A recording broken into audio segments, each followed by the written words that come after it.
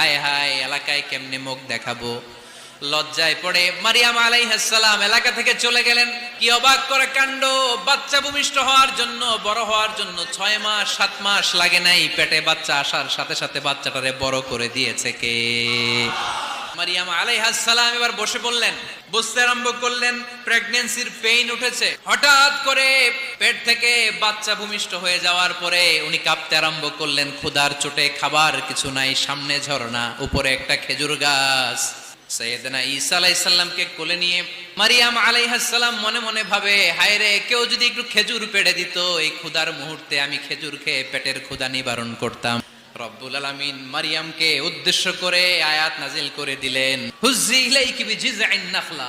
এর মানে হচ্ছে মারিয়াম, কেউ পেড়ে দিবে না, একটু কষ্ট করে হাতটা উঁচু করে খেজুরের ডালা ধরে ঝাঁকুনি মারো, টস টসে কাঁচা পাকা খেজুর নিচের দিকে পড়বে, তারপর তুমি তুলে খাবে। সুবহানাল্লাহ।